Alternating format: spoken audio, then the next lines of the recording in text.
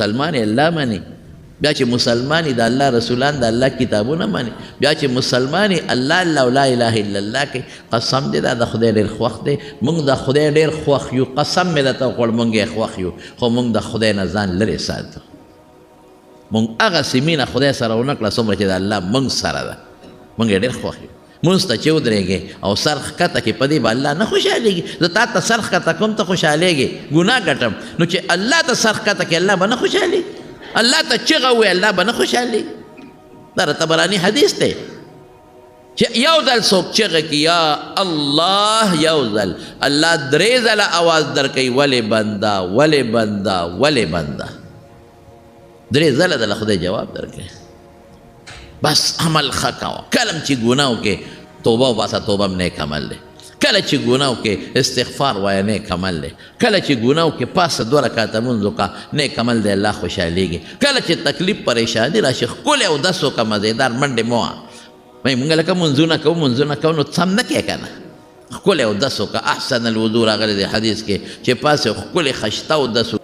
13 جمعه مې هم درته ویلي د نیک عمل متعلق چې الله پاک په قرآن شریف کې بار بار د اعلان کوي مونږ ته چې تاسو هغه عمل وکړئ چې کوم د الله او د رسول د منشا مطابق الله او رسول پې خوشحالېږي او بیا بار بار د مسلمان سره دا یو ټکي لګوي ان الذین آمنوا وعملوا الصالحات چې ایمان او ایمان سره ګورې نیک عمل او دنیا کې د انسان مقصد دقه دی چې دی داسې عمل وکړي چې په کوم عمل الله خوشحالېږي نیکي وکړي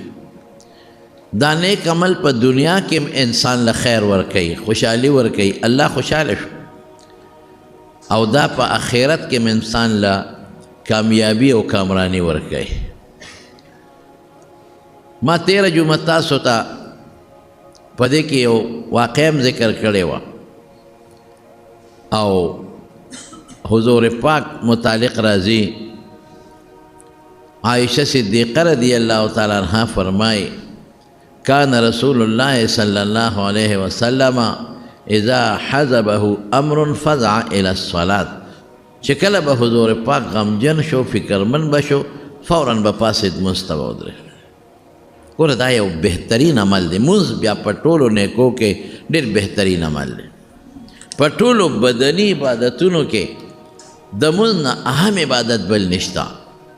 فوراً به حضور پاک ودرېد الله ته بس اوس هم چې کم انسان ته پریشانی راشي خفګان راشي بجای را دی چې دی فریادونه کوي او چغې ودې دی فوراً الله ته ودرېږي او دا زمونږ ایمان دی چې غم او خوشحالي الله راولي پریشانی او د پریشانی لرې کول د الله په لاس کې دی نو چې ته الله ته ودرېدې او بیا دې ورته مونځ شروع کړه نو الله ډېر خوشحاله شي په دې خوشحالو به د نه خدای د پریشانی لرې کړي مونځ کې ګوره قیام دی ولاړه مونځ کې رکوع د ټیټېدل نه د الله په حضور کې د سر ټیټ که الله څونه خوشحاله وي مونځ کې د بیا د خپل تندې الله ته په ځمکه ولګوه یو ځل نه بار بار نو که دنیا کې یو سړي د سړي سر ټیټ کړي او انسان ته سجده ولګوي سجده خو ډېر لوی جرم دی او انسان ته سر ټیټول هم ښه خبره نه ده نو انسان پې څونه خوشحاله شي خلک بد ګڼي او پلانکي ته سر ښکته کړه پلانکي له په خپو پرېوت دا د انسان انتهایی کمزورتیا ده نو په مونځ کې چې ته الله ته سر ښکته کې ټیټ شي قرآن ورته ولولې صورت فاتحه ولولې وګونو له ګوتې وله یوسې په نامه لاس وتړی او بیا ورته په ځمکه سر کېدی په خدای چې الله پې ډېر خوشحالېږي دا د حضور پاک عملو او درجه پې خدای اوچتی حضرت بلال رضی اللہ عنہ ته یو ځل حضور پاک وفرمایل وی بلاله وی هغه عمل لا ته وښایه چې کوم تا ته ډېر خوښي ولې وی ځکه چې زه کلم جنت ته تلم نو ستا د پیزار کشار ما د خپل ځان نه مخکې په جنت کې اورېدلی دا ډېره لویه خبره ده سمیتو خشخشة علیک ما ستا د پیزار د څپلو د پڼو کشار د ځان نه مخکې په جنت کې اورېدلی څه عمل دې کړی دی او د هغې عمل وجه ده چې دومره خدای پاک تعالی رتبه او مرتبه درکړې ده او ته د الله رسول یو عمل مې کړی دی دا چې کله مې مودس کړی دی نو ما د اودس نه پس 2 رکعاته مونځ کړی او زما پړه کې دا سوچ کړی دی چې د اودس نه پس دا 2 رکعاته به خامخا کو نو حضور پاک فرمایل دوم د دقې 2 رکعاتو برکت دی وجه ده چې ستا د ځمکې د فرش هغه د پیزار کشار د په جنت کې اورو ول 2 رکعاته دومره لوی شیخ ونه دی چې سړی اودس وکړي او د هغې نه پس 2 رکعاته تحیت الوضو کړي د مولانا زکریا صاحب رحمت الله علیه د فضائل اعمال کې د مانځه متعلق یو واقع نقل کړی او ډېره ښه واقع ده یو تاجر سوداګر په سفر ته په خپل څاروي باندې سور شو دی روان دی پخوا خو د اسونو د اوښانو سفر د یو ځای نه بل علاقې ته یو سړی ورسره په لاره ملګری شو وی ملګري چېرته دی وی پلانکې علاقې ته ځم وی ما به ځان سره ملګری نه کړي یو به دله کرۍ درکم دویم دا دی چې یوازې ته ځې نو یوازې خو بلا تکلیفونه یې زه به یې د لارې ملګری شم هغه تاجر سوداګر وی چېره دا خو ډېره ښه خبره ده یوازې اسم ځم دی به ملګری کم زه د لارې به مې مشغوله شي او دته او بل دا دی چې کرۍ به هم راکړي دواړه په ساري باندې روان شو تلل چې تلل نو لار کې 2 لارې راغلې نو دا تاجر چې و دی په عامه لاره ته چې مخکې به پیته نو دا ملګری ورته وي په دې لار لاړ شه وایي دا لنډه ده دا تاجر ورته وایي دا ما ته نه ده معلومه وایي ما ته معلومه ده زه په دې ډېر کله ته تللی یم دا نږدې م ده لنډه م ده او په دې کې ګیا او د څاروي اوبه م ډېره ده ګیاګانې م شته که څاروي وږي شي نو ګیا مو دلته پیدا کولی شو تاجر وی ټیک ته بس تا خبر ملګری مې دی یو دی یو ځای دواړه تلل په هغه لاره تلل هغه یو ځنګل و په هغه ځنګل کې هغه لاره ختمه شوه مخکې لاره نه وه دا تاجر ویرېد چې هلکه دا لاره جوړ مونږ غلطه کړه او چې څنګه یو ځای ته ورسېدل نو چې کوم ملګری ورسره و هغه د هغه اس نه ټوپ کړی او شاته یې د املا کې خنجر ورکړی و د کمیس لاندې هغه خنجر یې راوویست او دې تاجر ته وی راکوزېږه د اس پړې ونیوه کوشه اوهو دا خو د ما سره دوکه وکړه د خو د په غټه دوکه باندې دلته راوستم راکوزې که غریب او خنجر یې ورته ونیوه څومره مال د سره یې راوباسه تاجر ورته وایي چې بایجانه چې څه مال ته غواړې تاله در کوم خو ما وجنه ما ولې وجنې ستا مال پکار دولت پکار دی بس ټیک ته د تاجر یم ځان سره پیسې مې راغښتې دي او څیزونه به اخلم ها دا پیسې واخله خو ما وایي نه ړومبې به تا وجنم وروسته به دا پیسې اخلم چې تا جمدې پرېږدم خو ته تا ته زما ټول رازونه ښکاره دي زما پته راته لګي او زما سیسټم او کاروبار در سره خرابېږي سبا به ته الوې دا تاجر هغه ته وایي ښه یو کار وکړه وایي د یو 2 رکعاتو نفلو مقرره کړه چې یو 2 رکعاته وکړه وایي وکړه داسې په خړت وخندل هغې غل اډکو وایي دا پنجرې د خلکو وینې ځای په ځای ډوکې پراته وو د خلکو سرونه پوپړی پرتې وې پنډی پرتې وې وایي دا یې نه وایي دې ټولو 2 رکعاته کړي دي خو 2 رکعاتو رانه خلاص کړي نه دي تم پکې وکړه ځه وکړه 2 رکعاته هسې وخندل دوی که نه باید سړی مونځ کوي او په منډه کوي 10 رکعاته وکړي 20 رکعاته وکړي خو ډز ده په منډه کوي دا څه مونځ خو نه دی په دې الله نه خوشحالېږي په دې الله خفه کېږي دغه مونځ چې دا مونږ یې زر کوو په تلواره کوو دا نیک عمل الله ته رسېږي ګورې العمل الصالح يرفعه نیک عمل الله ته دی الیه یصعد الکلم الطیب څومره ښې خبرې کوي الله ته رسېږي نو حدیث کې راځي وایي چې دا څوک زر مونځ وکړي او ځان ته خلاص کړي او دا الله ته ورسي نو الله فرشتو ته وایي په دې مخې ولا واپس وروغورځوئ دا مونځ زما نه دی پکار د خو زه خوشحاله نه کړم هسې سر ښکته پورته رونو مونځ چې کوئ ښکلې کوئ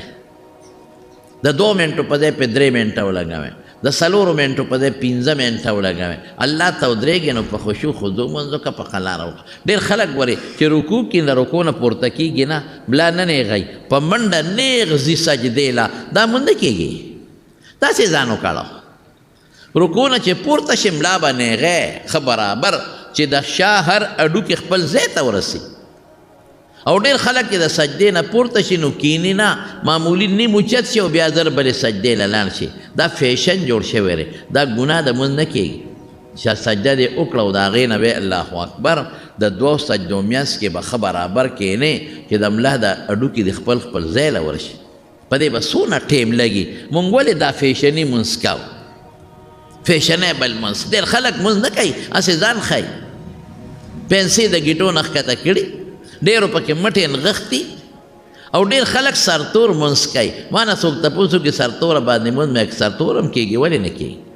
که په سر ټوپۍ پټکېنې مونځ کېږي خو مې زمونږ دا خلک چې په سرتوره کوي نو دا نه ده چې د سره ټوپۍ نشته د ده دا سټایل د بدماشۍ دی د تکبر او د کبرجن شکل یې جوړ کړی دې ځان خلکو ته ښیي دا خپل سټوکې او دا سر خلکو ته ښیي اوس که یو سړی د ټوپۍ نشته یو سړی د پټکې نشته رومال نشته پروا نشته و د کې مونځ یې کېږي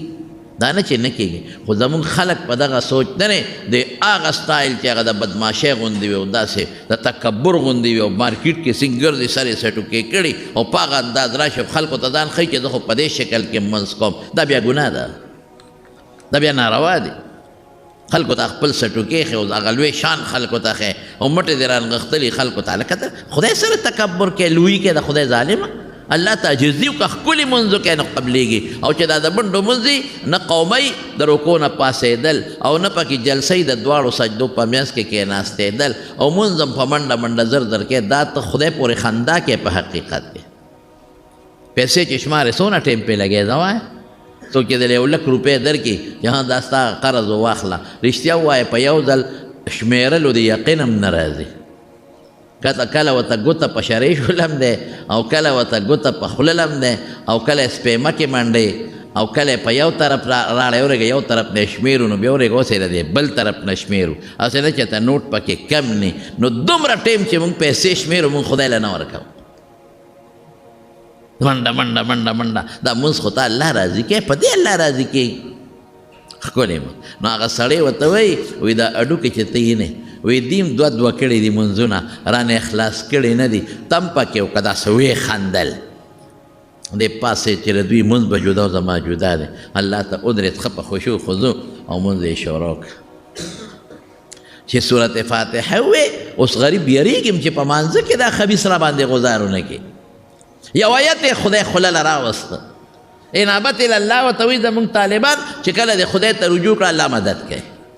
یا الله ته ودرې د قسم په خدای چې الله دې مدد کوي الله دې ځان ته راکاږي بیا خو چې په صحیح طریقه ته الله ته ودرې یو آیت یې خولې له راغی امن یجیب المضطر اذا دعاه اوهو یو سړی محتاج دی او خدای ته چغه وواله څوک شته چې د ده مدد وکړي ما سوا د الله نه بل څوک نشته چې د ده مدد وکړي داسې ټکې خولې له راغی امن یجیب المضطر یو سړی محتاج مستر دی والله ته چغه وواله شته داسې څوک چې د دا غم ختم کړي دا فکر ختم کړي دا ټینشن ختم کړي او ورته ووایي چې درلم در رسېږم شته څوک نشته بې د الله نه پیسې خو چې د پلار نه هم غواړې نو شل خبرې به راته وکړي نه یې درکوي زوی نه هم غواړې د نه یې پټوي رور نه هم غواړې نه یې درکوي ښځې نه هم غواړې وي نشته ښځه خاوند نه هم غواړې وي نشته زه الله نه غواړه الله خوشحالېږي مونږ خفه کېږو الله خوشحالېږي دا آیت یې د خولې نه ووته چې دی ووته نو ناګانه یو شاه سوار غریبي را پیدا شو او د اس د خپو ټسار یې دی په منځه کې اوري او چې څنګه راغی د هغه هغه ته ور مخامخ شو دی یې پرېښو دا منځګزار دا تاجر هغه ته مخامخ شو بس هغه سره ښه مضبوطه نیزه وه او په نیزه دا غل ښه مضبوط وه داسې وه چې لا اور پې بل شو په دې غل غرغنډي تې اوچتې شو په هغه ځای اوس وځېد د سوداګر خپل منځ خلاص که او هغه اس والا ته ویره وري خدای را سره خو که ته څوک یې زه خو د مرګه بچ کړم د خو ظالم زه وجلم پیسې مې اخیستې وو مال او دولت او اس او دی وجلم هم تا سره خدای خو که یې څوک چې زما مدد دی وکړي چا خبر کړی چا راوستی یې څوک او ورته وایي زه دغې آیت غلام یم چې دا تا کوم ولسته امن یجیب المضطر اذا دعاه د دې آیت نوکر یم د دې غلام یم بس تا چې دا آیت څنګه ووې نو اسمانونه وجړقېدل ول الله په قرآن شریف کې په خپله فرمایي شته څوک مضطر محتاجه چې ما نه وغواړي او بیا داسې څوک شته چې د دعا قبوله کړي نو الله په خپله وایي اسمانونه وجړقېدل 3 ځله وجړقېدل اووم اسمان کې هم الله راولېږلم ورشه مدد یې وکړه فرشتې خو د سترګې په رب کې را رسېږي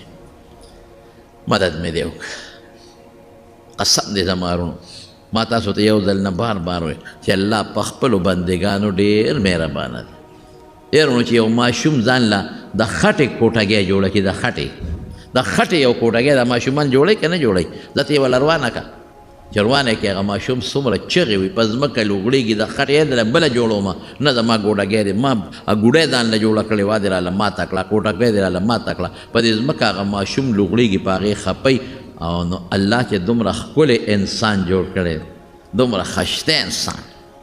او د دې انسان دپاره دا ځمکې او دا کائنات او دا اونې بوټې او دا ځنګلې او دا هر څه د انسان نه پیدا کړي دا انور او سپومې هر څه تللی نو آیا دا انسان به د خدای نه خوښ د هغه ماشوم هغه ګوډاګې خوښي او د انسان به د الله نه خوښ څومره ښکلی شکل څومره ښکلی پیدا کړی د انسان د الله ډېر خوښ دی او بیا چې مسلمان یې الله مني بیا چې مسلمان د الله رسولان د الله کتابونه مني بیا چې مسلمان الله الله لا اله الا الله کوي قسم دې دا د خدای ډېر خوښ دی موږ د خدای ډېر خوښ یو قسم مې درته وکړ موږ یې خوښ یو خو موږ د خدای نه ځان لرې ساتو موږ هغسې مینه خدای سره ونه کړه څومره چې د الله موږ سره ده موږ یې ډېر خوښ یو مونځ ته چې ودرېږې او سر ښکته کې په دې به الله نه خوشحالېږي زه تا ته سر ښکته کوم ته خوشحالېږې ګناه ګټم نو چې الله ته سر ښکته کې الله به نه خوشحالېږي الله ته چغه ووایي الله به نه خوشحالېږي دا د طبراني حدیث دی چې یو ځل څوک چغه کړي یا الله یو ځل الله 3 ځله اواز درکوي ولې بنده ولې بنده ولې بنده 3 ځله دله خدای جواب درکوي بس عمل ښه کوه کله چې ګناه وکړې توبه وباسه توبه هم نیک عمل دی کله چې ګناه وکړې استغفار وایه نیک عمل دی کله چې ګناه وکړې پاسه 2 رکعته لمونځ وکړه نیک عمل دی الله خوشحالېږي کله چې تکلیف پریشاني راشي ښکلی اودس وکړه مزېدار منډې مه وه مونږ لکه منځونه کوو نو څم نه کوې که نه ښکلی اودس وکړه احسن الوضو راغلی دی حدیث کې چې پاسې ښکلی خشته اودس وکړي مزېدار هر اندام 3 ځلې انځل مسواک ورسره ومږي او بیا الله ته ودرېږي او خشته منځ وکړي ښکلی منډې نه وای او بیا د هغې نه پس الله ته لاس اوچت کړي په خدای قبلوي قسم مې راته وخوړ دې د شروطو خیال وساته په ساتې د له خدای پاک قبلوي مونږ کوو داسې نه ها بل مثال به درکم حضرت ابراهیم علیه السلام او بی بی ساره چې د عراق د بابل خل نه نمرود وویستل د 3 کسو قافله ده ابراهیم علیه السلام دی یو بی بی د بی بی ساره او یو ورواره د لوط علیه السلام دغه وخت کې لا پیغمبر شوی نه دی ووتل د فرات دریاب نه لاړل کم خوا روان دي د خدای په حکم بیت المقدس بیت المقدس نه ورته وایي هلته روان دي لاره کې یو ښار دی مصر کې هغې کې یو بادشاه ارے ظالم بادشاہ هغه د خپل پولیس والاو دا کم کارنده په دې لارو کوڅو کې خواره کړي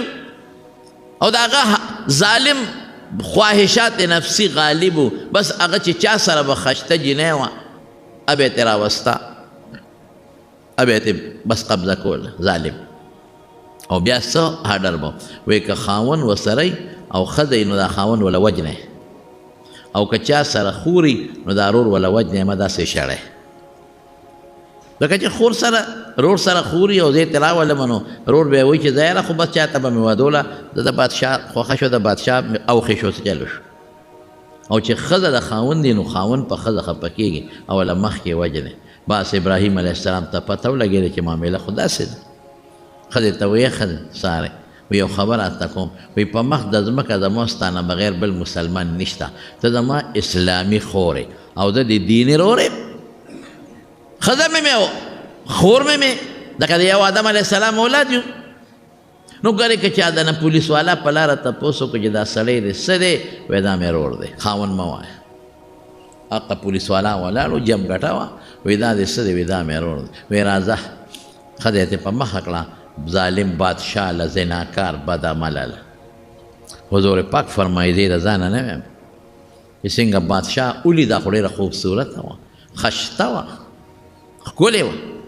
د عمر نم کمه وه او بس بادشاہ هوس اوچت شو او دې کوټې ته دننه کړه د هغې دړه نه یو خدای خبر چې خدای د ستا دپاره خو ما وطن پرېښود پروردګاره، ستا دپاره خو ما مور او پلار پرېښودل، څنګه ابراهیم علیه السلام هر څه پرېښودل، بیبي سارې هم غټه قرباني ورکړه. یعنې ابراهیم علیه السلام ته به ویلي و که نه چې به زه په تا زما ایمان دی خو ته زه مور پلار نشم پرېښودی. نه چې څنګه ابراهیم علیه السلام روان دی دا م ورسره ما خو هر څه الله تعالی پرېښودل، اوس به ما سره څه کوې، ما به بچ کې او زما حیا به څوک وساتي. لکه وراله بادشاه ته وایي داسې کار چې ته څه عمل کوې بس ټیک ته زور جګړې در سره نه کوم، خو ما له لږه موقع راکړه زه یو 2 رکعته لمونځ کوم. دا زما خپل قانون دی او خپل معدت دی او خپل مونږ ورته کلچر او تاسو کلتور ورته وایي اسلامي. ډېره ښه به زر یې په مخ لاس اوبه واچولې او داسې وکړو په مانځه ودرېده. خو چې څنګه په مانځه ودرېده او د مونځ نه فارغه شوه، ګوره نیک عمل ته، او د ظالم بادشاه د خپل هوس لاس د خواهشاتو ورچو، بس په فالجو و په ځمکه ډس چې بادشاه پرېوت، لاس پې شل شو. بس بادشاه خو پوه شو چې دا د ښه د کار دی، ای وي بس ما معاف کا، تا له ګوتې نه در وړم واپس ته لېږم. او رحم دلې وي معاف مې کړه، چې معاف یې کړې د هغه له کې بیا خواهش راغی چې نه دا جوړ د ښځې وجه نه وه، بیا لاس ور وړه بیا را پرېوت، 3 ځله دا کار وشو. اخره کې بادشاه ورته بس ما معاف کړه، 3 ځله وشو بیا ګوتې نه در وړم، معاف یې کړه. او بیا ولا بیبي هاجره په تحفه کې ورکړه او ته یې څه وکړه، وایي دا ما خو تا ته ویلي چې دا مې رور دی، دیني رور مې دی نو مې دا خاوند دی، تا نه مې بچ کاو، که مې وی چې دا مې خاوند دی خو بیا دې راله وجه بچ کاو مې. او دا څوک دی ته رقم ځای د عراق د بابل ښار د نمرود د علاقې نه مونږ روتې یو، مونږ د الله په نوم زما پلار زما خاوند اور کې واچولی شو، اور ګلې ګلزار، زما خاوند ابراهیم د خدای پیغمبر دی. بس ام پوه شو، بیبي هاجره ولا په تحفه کې ورکړه. او چې څنګه بیبي ساره راله ابراهیم علیه السلام ته ورته وایي سړیه او بیا هم غریبه را پیدا، که زه رښتیا م ویم د خپل خاوند ته چې ما ته هغه لاس نه دی اچولی نو بیا به مې هم د خاوند په اړه کې څه ټک ټوکي، خاوند په دې خفه کېږي چې ښځی بل چا سره میلاو شي. نو دا غریب به داسې رپېږي او جاړي. ابراهیمه الله پاک د هغې ظالم بادشاه سکیم ذلیله کړ او ما له خدای حفاظت راکړه، او قسم دی چې خدای زه بچ کړم. حضرت ابراهیم علیه السلام ورته قسم مه خوره، ما ته هر څه معلوم دي، ما ته خدای ته داسې ښکاره کړې لکه شیشه کې چې بنده یو شي ته ګوري، ما ته دا ټوله آبادي د شیشې په شانتې شوه، ته راته سره د هغې ظالم بادشاه هر څه ښکاره لیدل مې هر څه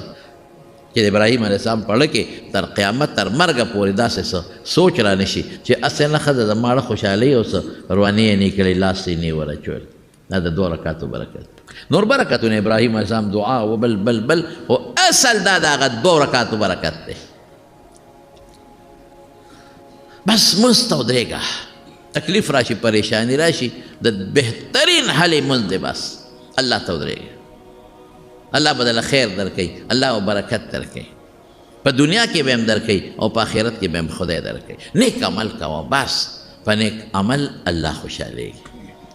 که د مرګه بچم نه شوې خو د 2 رکعاتو فایده به قبر کې درته میلاو شي،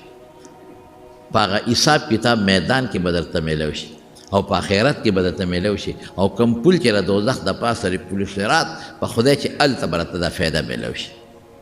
پرېږدي نه الله پاک. كان رسول الله صلى الله عليه وسلم إذا حزبه أمر فزع إلى الصلاة. جواز دا نه هر نیک عمل. دا صاحب د قصیده برده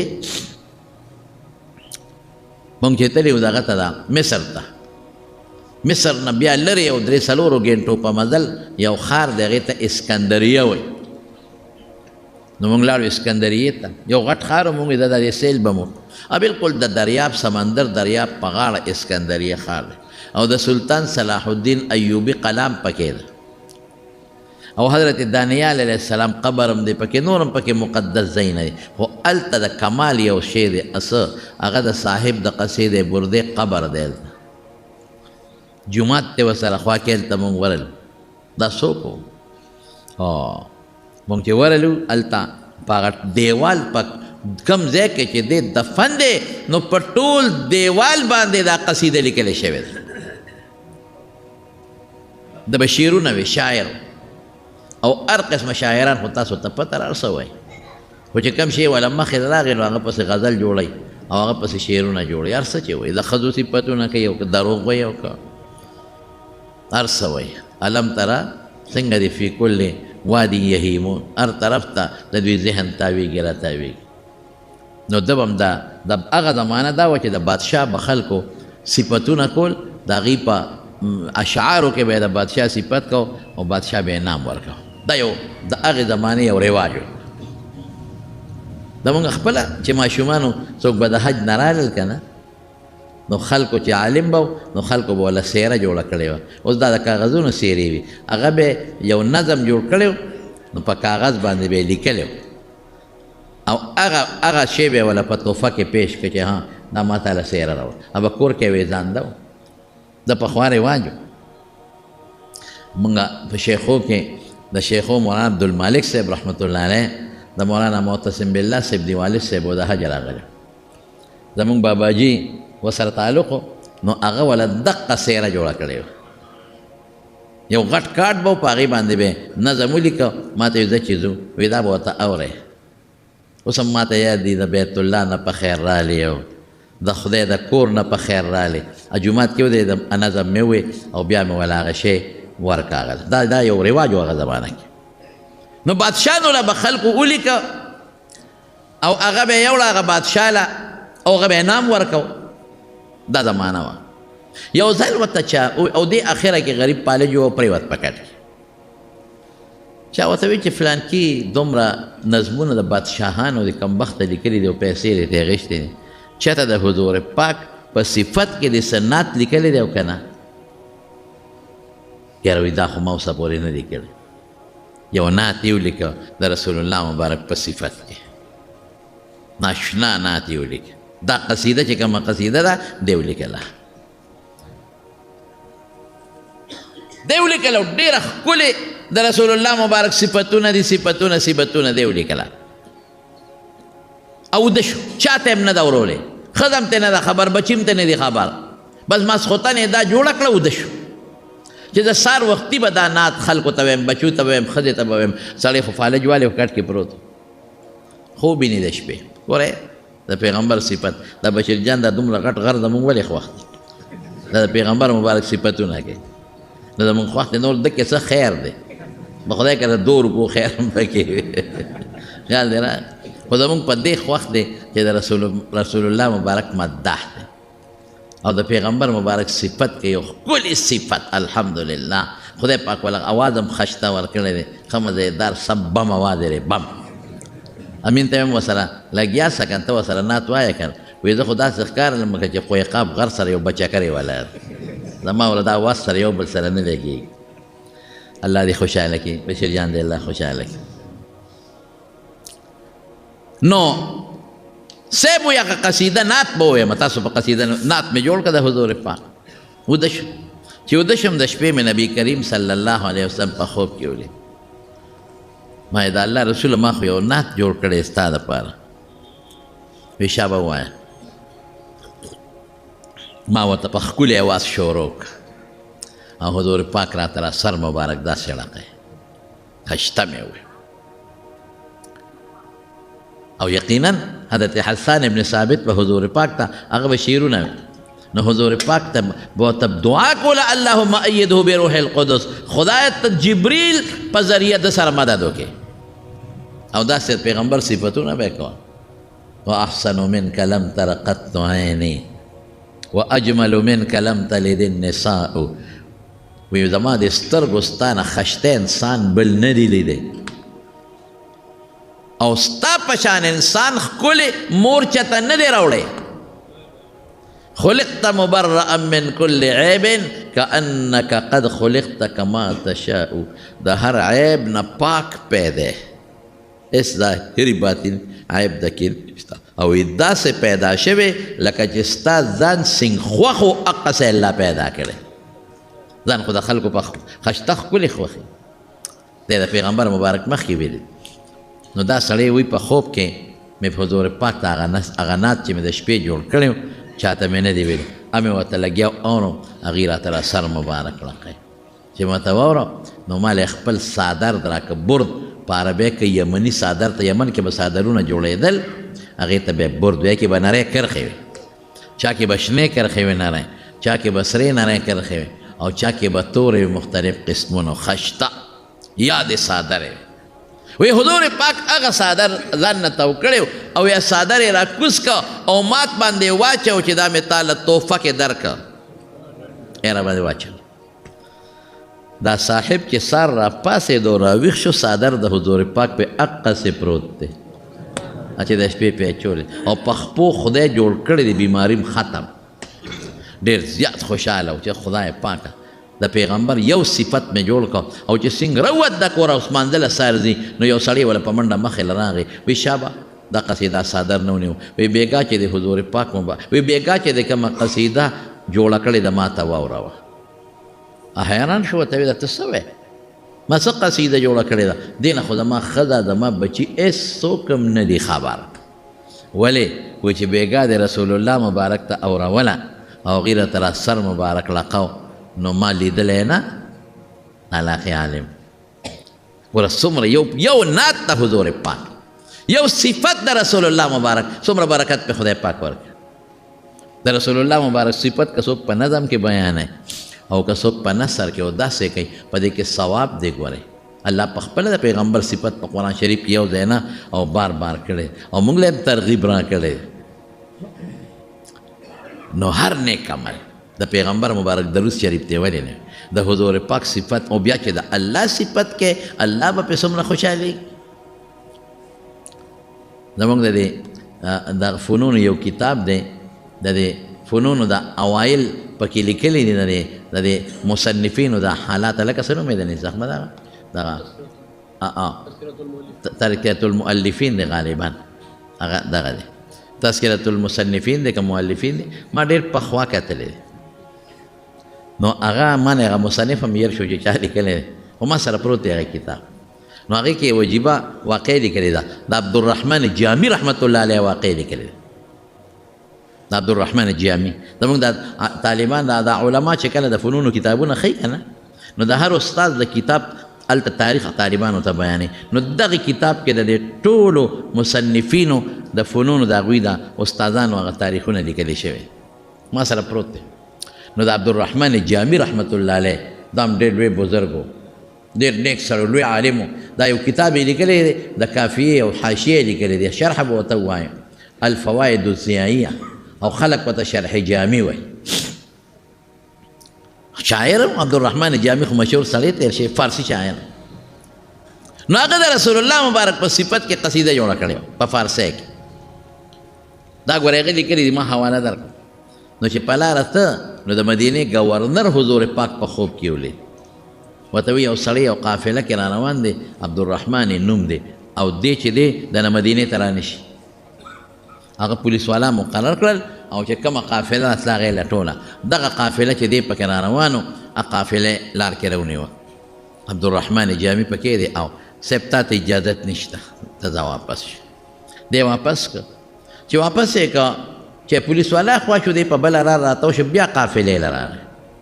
قافله خو په پیاده تله به لار ورځې به لګېدې ورپسې شپه بیا ګورنر خوب ولیده رسول الله مبارک ورته فرمایي وی هغه سړی تا نه بیا راغی ما درته نه وي چې مې را پرېږده د پولیس والا ته ووی هغې بیا لاړل دې را روانو قافله کې ورته ویې ته موږ منې نه کړې بیا واپس کړه په درېیمه شپه بیا دې بیا راغی قافلې ده په درېیمه شپې بیا حضور پاک ګورنر صاحب په خوب کې ولید وی تا ته زه نه وایم چې دا سړی د ناراضي مدینې شریفې ته او ته یو سړی غم نشي کولی به د پولیس والا ته حکم وکړه وی ورشه دا سړی که بیا راغلي ګرفتار یې کړه دې قافله کې را روانو بس پولیس والا ګرفتار کړه موږ دې منې کړو ته بیا راتاو شي موږ دې منې کړو بیا راتاو شي په څلورمه شپه بیا ګورنر صاحب خوب ولید حضور پاک ورته فرمایي وي دا سړی دی ولې ګرفتار کړه دا خو څه غل ډاکو مجرم نه دی چې ته ګرفتار یې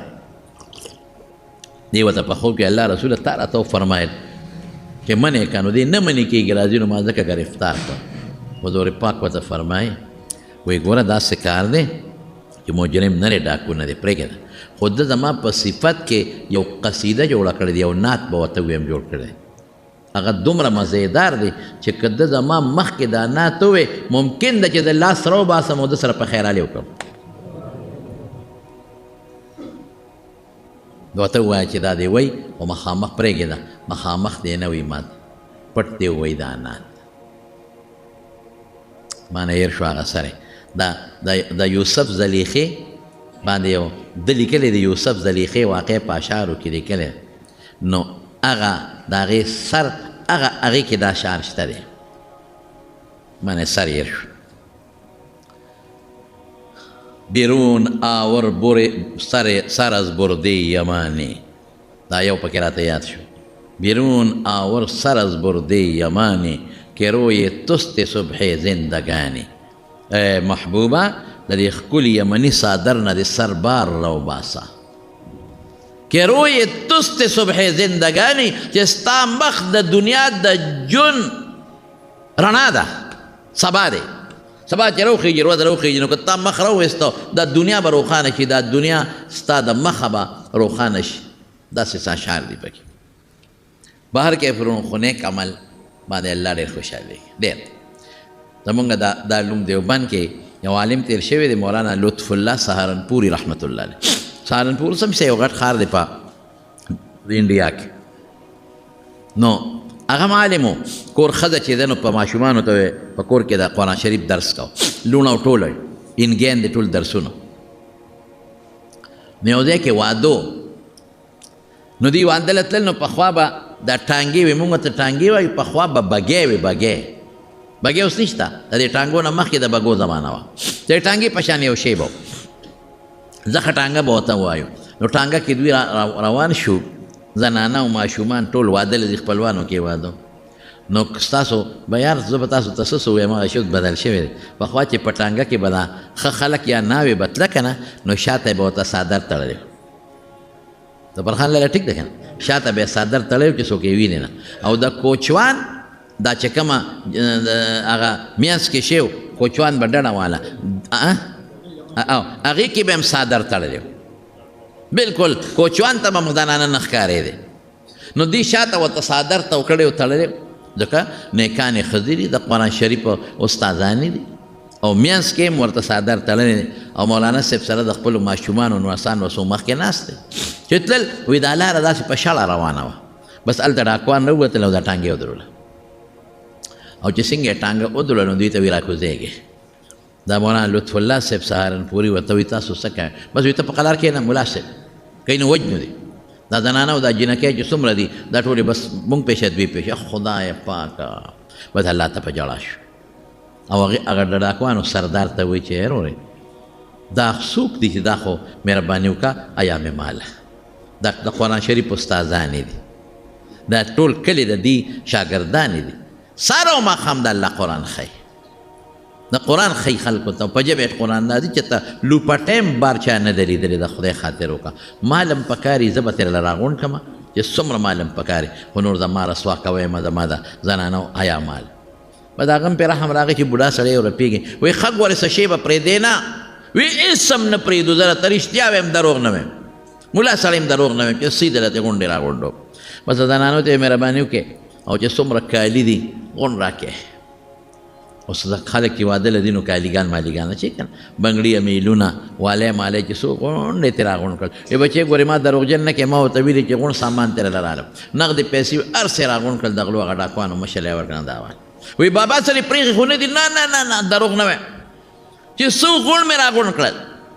او هر څه مې تاله درکړل ښځې چې ټانګه روانه شوه یو ماشومه نوسی وه هغه ته باباجي او شکر زما والی خو پکې بچ شوې زما هم خیال نو چې درکړې مې وې او ستا هم خیال نو زما ماشومان په والو خوشحالي کن زما والی خو د ډاکوانو نه بچ شوې بس مولانا صاحب زر ټانګي والا ته ټانګه ودروه الله راکه بچې دا والی د غل نه خلک شی پټوي ګورې پرې راکه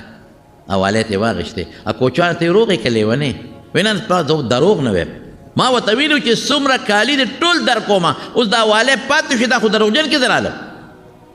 ودرېږه هغه والی راواغېښتې منډې ډاکوانې چې خدای بابا را منډې وایي چې دا څه کوي ورته دا والی مې د هغه یوې نوسۍ په غوږ کې پاتې شوی دا راته هغې وایي چې زما والی پاتې وي دا مې دله راوړی او د غلو سردار ډاکوانو سردار حیران شو باباجي خلک خو چې غلا ډاکوان ډاکه کوي نو خلک د شی پټوي او تا پټ شی مونږ ته راښکاره کړو بیا دې راله راوړه تاسو خو لاړئ مونږ درته څه خبر یو که دا والی دی غوږ کې د ماشوم وی نو مونږ خو واپس درتللی نه شو نو واپس درتلو او ته څه وایي وایي نه دروغ نه وایم زما رب په دروغو خفه کېږي رښتیا به یم تا ما ته ویلي چې باباجي څه کالې به پرېږدې نه غونډ به راغونډی ما وی او نو دا که دا والی پاتې وي دروغجن راتلم نو زه که کالي دې لاړ شي دا والی دې م لاړې شي خو چې الله ته د قیامت پر ورځ دروغجنو صف کې ونه درېږم د رښتیا هغه د غلو ډاکوانو او مشره نورو ته وایي وی دې د خدای نه دومره یېرېږي دا هم د خدای بنده دی مونږ یې بندګان یو مونږ هم مسلمانان یو کافر هندوان سیکان نه یو او دا مسلمان دی دې دومره بوډا د خدای نه یېرېږي مونږ ته نه یېرېږو تاسو یقین وکړئ هغه غونډ کالي او سره د هغه هر څه یې واخېستل بابا لی ورکوي باباجي د خدای خاطر دا یو څه واپس باس او هغې ډاکوانو ټولو توبه وویسته چې رره نه پس به مونږ چېرته غلا او ډاکه به نه کړو دا د رښتیا او برکت زما وروڼو بس نیک عمل وکړئ دنیا نن په پریشانو کې پرته ده دومره خلک پریشان نه دي ما ته ځکه پته لګي چې موږ سره خلک رابطې کوي تپوسونه کوي مسلو تپوس کوي ښځه خاوند که دی وله ټول پریشان پلار او زوی دی وله ټول پریشان ګاونډ دی وله په ګاونډي د لاسه پریشانه پیسو والا پریشانه غریب پریشانه مالدار پریشانه مسکین پریشانه مولا پریشانه مقتدی پریشانه ښځه پریشانه سړی په پریشانۍ کې دی او دا به راته وایي یاره چې د مال خبرې مه کوه بس هر څه برابر دی خو ټینشن دی په ګولوده کېږي دا ولې الله مو پرېښی دی که بدعملۍ کې مونږ پراته یو په ټولو سترګې مونږ په بدعملو کې چلیږي غوږ هم په بدعملو کې چلیږي ژبه هم ټوله د خدای خلاف په دشمنو کې چلیږي نو خوشحالي او غم خو د الله په لاس کې نو ځکه الله پاک قرآن شریف کې فرمایي من عمل صالحا من ذکر او انثی چې یو انسان نارینه دی که زنانه دی خو نیک عمل وکړي وهو مؤمن په دې شرط کې دی مسلمان وي د اسلام نه بغیر نیکی اس فایده نه ورکوي فلنحینه حیاتا طیبة په دنیا کې به ښکلی ژوند ورکو مزیدار ولنجزینهم اجرهم باحسن ما كانوا يعملون دنیا کې چې د څومره ښکلی عمل وکړه اجر به زه د دې نه ښکلی ورکوم الله فرمایي او نیک عمل کوئ په نیک عمل تاسو نه ستړي کېږئ معمولي غوندې عمل دی الله پې خوشحالېږي هر هغه کار چې الله او رسول پې خوشحالېږي دا نیک عمل دی او هر هغه کار چې الله او رسول پې خفه کېږي بد عمل دی نو ټول تاسو په دې پوهئ چې الله او رسول زما په دې کار خوشحالېږي او که خفه کېږي الله دې موږ ټولو له د نیکو عملو توفیق راکړي الله موږ د ګناهونو نه په امن کې وساتي